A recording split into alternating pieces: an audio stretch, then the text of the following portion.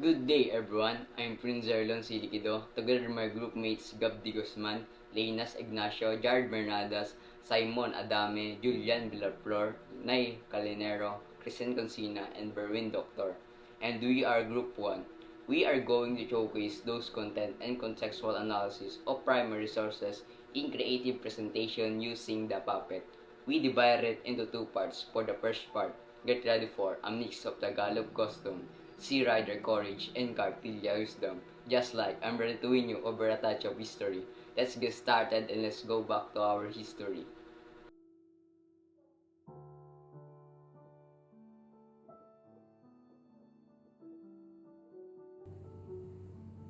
Hi, I'm Gab de Guzman, and I'm going to discuss about a book titled The Customs of the Galogs, made by Juan de Plasencia. So first, let us talk about the author of the book. He is Fray Juan de Plasencia. He wrote many religious books, and one of them was the first published book in the Philippines, and it was Doctrina Christiana. In that time, he was the Spanish friar of the Franciscan order assigned by the king during the colonization of Spanish in the Philippines. So he was among the first missionaries to land in the Philippines, and also he founded many towns in the provinces of Bulacan, Laguna, and Rizal.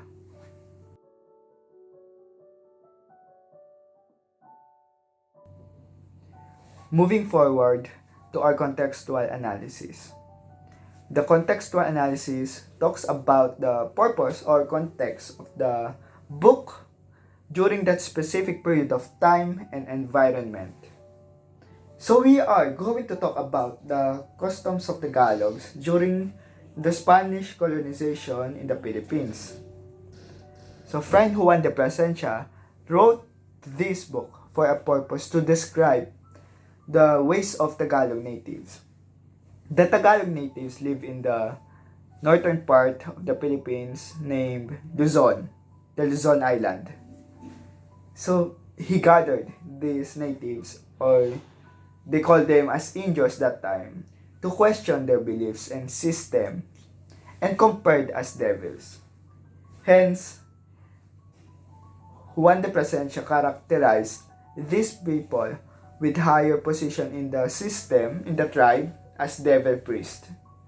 Yet, due to this book, they have learned that the Philippines condition and their idea about the Philippines being an uncivilized country was refuted.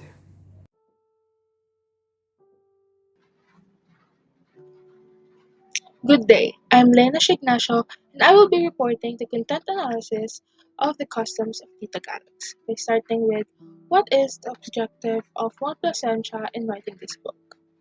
Juan Plasencia is asked by the King of Spain to observe and report to him about the social and political structure in the Philippines before they colonized the country.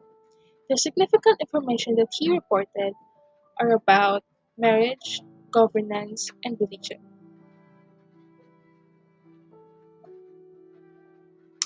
There are four ranks in social statuses that Juan de Plasencia was able to observe. These are the datu, maharlika, aliping na mamahay, and the liping sa gigili. The datu is the highest ranking person and it will be further explained in the next slide. While the maharlika or nobles or so-called nobles are freeborn people that are exempted in paying taxes. However, they serve the datu by accompanying him in war or in day-to-day activities. Although they are called freeborn, they are not actually free enough to move to another barangay without paying a fine. Aliping na mahay or commoners are the people who serve the datu with half of their cultivated land as per the contract signed by them in the beginning. They have the privilege of choosing who to marry and live in their own houses. Just like the Maharlikas, they are not made to be slaves. If there is an instance that a living namamahay is made to be a slave by other people, it is considered as illegal and is punishable by law. Lastly, aliping sagigilid or slaves are the people that cultivate their master's land, and they are treated like a property that can be sold. People become slaves if they are born between slaves, been captive in war, have unpaid debt, or have been purchased. However, the title can also be emancipated by paying the debt, by showing bravery, or by forgiveness. The governance that Plasencia found out that the Philippines have a well-structured system. The Datu, as the highest-ranking uh, person in the community, are the ones who govern the barangay. So the barangay is a tribal gathering that is composed of few people, as many as 100 houses, and not less than 30 houses. The term barangay is from Malay, which means sailboat. Sailboat. Back to the tattoo. Tattoo is also the head of the military, and the position of tattoo is acquired through inheritance. Yeah, through inheritance.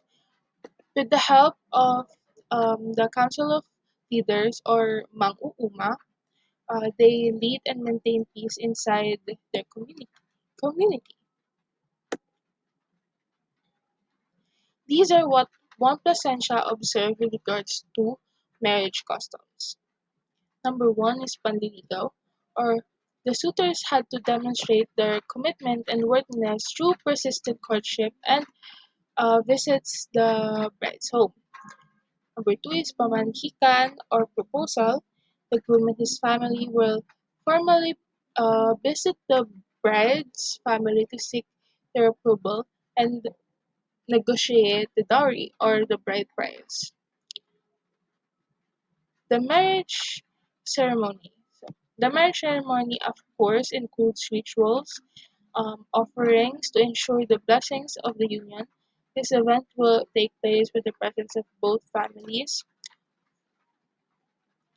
Furthermore, through marriage, the person's social status can be changed because the children adapt their parents' statuses. Therefore, if two Maharlikas marry, their children remain Maharlikas, of course, if and only if they marry also a Maharlika. However, if a Maharlika had their children with their slaves, the mother and the children will then be free. They are no longer slaves, but will be called as commoners, or they can be called as Maharlikas if they get through the process of marriage. If two slaves had children, half of the child is free while the half belongs to his father. So this concept is because if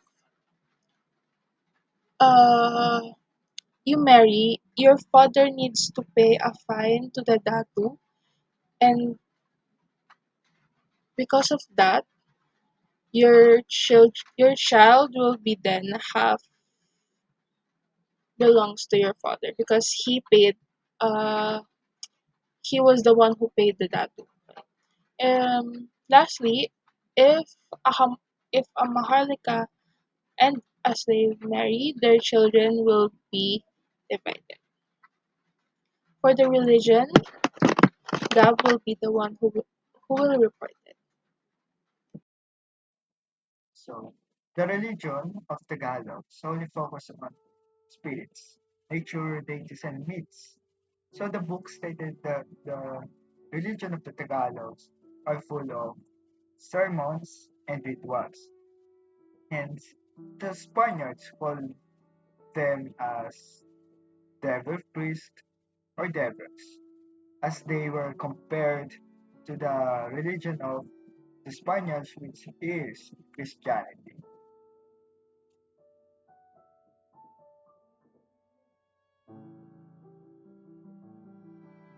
Raiders of the Sulu Sea documentary film. Background of the documentary film.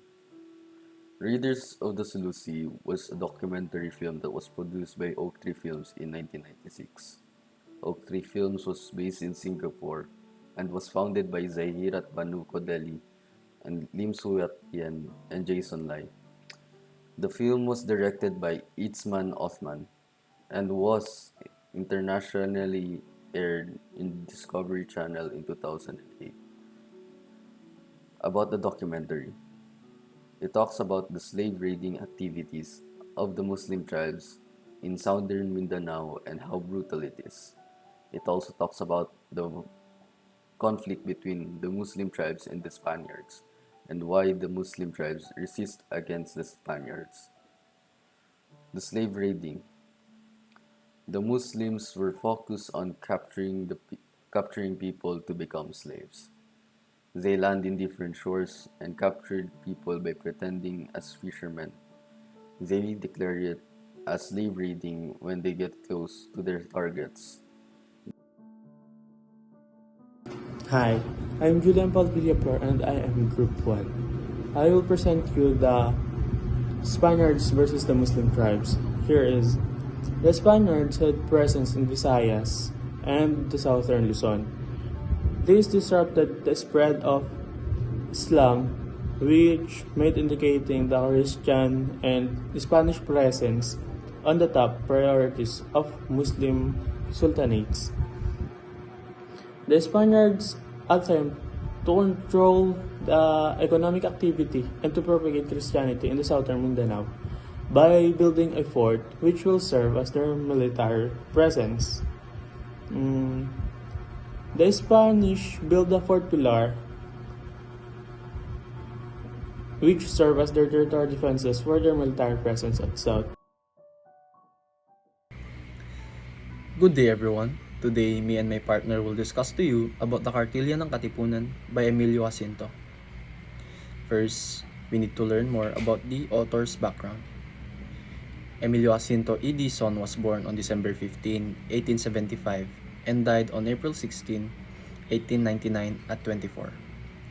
Jacinto studied at Colegio de San Juan de Letran and his legal studies at the University of Santo Tomas. Jacinto rose through the ranks of the Katipunan, eventually becoming the secretary. He was also appointed as the society's principal financial advisor and editor of the Kalayaan, the society's publication. Emilio Jacinto was one of the highest-ranking officers of the Revolutionary Society, kataas-taasang kagalang-galangang Katipunan ng mga anak ng bayan, or also known as KKK. Being a member of its Supreme Council, his pen name Di Masilaw, Utak ng Katipunan, and also known as Pinky and Emilio Jacinto, oversaw drafting the Kartilya ng Katipunan Manual of Recruits. That's all. Thank you. Kartilya ng Katipunan was founded in 1896 when Andres Bonifacio, or also known as Supremo, wrote 14 rules for new members to follow. Thus, the objective of this is to help new members comprehend the Katipunan's laws, beliefs, and their teachings as well. Thus, it implies that it also makes them more of motivation for individuals to stay committed on the brotherhood. And they will do all the possible things to help on the Katipunan. The Kartilya ng Katipunan and the oath for the new members was created by the Utak of Katipunan, which is Jacinto or Emilio Jacinto. In 1892, Kartilya is the best known of all Katipunan's texts. According to a historian, Jim Richardson, in his book The Liberty of Light, given that this book covers moral values, certain norms, principles, and guides for all the Katipuneros on the time being of Spanish colonial. Jacinto defines the true deity, or also known as kabanalan, as a charity, love for one another, deeds, and speech guided by judicious wisdom. But what does it mean by judicious reasons at all? It means that no matter what race you have, gender you have, it means that you have to treat everyone inside the Katipunan or outside, even outside, to be treated them equally at all. So thus, it left us the word the Katipuneros ideology.